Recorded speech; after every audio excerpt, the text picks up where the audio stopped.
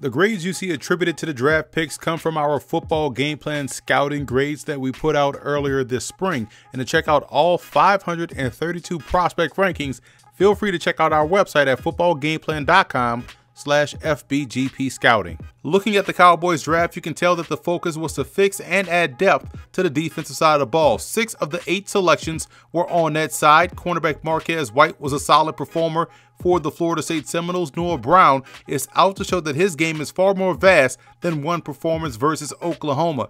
Taco Charlton was a questionable pick in my opinion. There were much better pure pass rushers on the board at the time, but I do envision him being a rotational piece along the defensive front.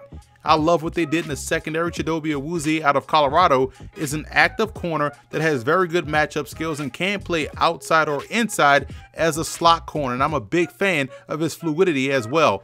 Jordan Lewis was criminally underrated throughout the entire draft process. He had some of the best tape of any cornerback prospect in my opinion. He graded out as my number 2 corner, and I think he's able to excel in press man coverage inside or out on the perimeter.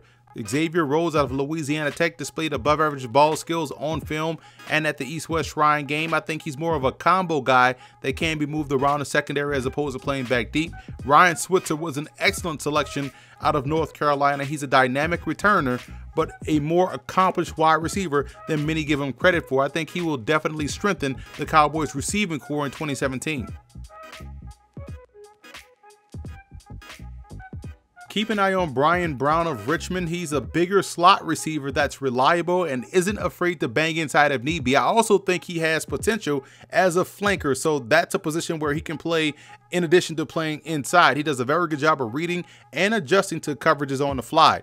Temple's Jahad Thomas consistently made big plays both in a running and passing game for the Owls. He is great in space and could help out on special teams in addition to winning in the slot as a receiver. Thomas's versatility makes him a valuable asset to this offense. I thought Blake Jarwin out of Oklahoma State was solid all week long at the East-West Shrine game. He plays the position exactly how you want your H-back to play.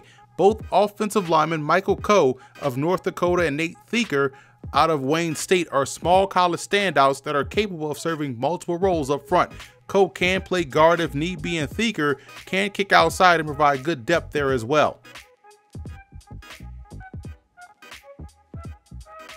I gave the Cowboys a B+ for their draft. They knocked it out of the park in my opinion in the secondary department. They added dynamic playmakers on offense in Switzer and Thomas and was able to add depth along the offensive line with a couple of undrafted free agents. Taco Charlton becoming a premier pass rusher would easily push this to an A+ when we revisit this draft in 3 years.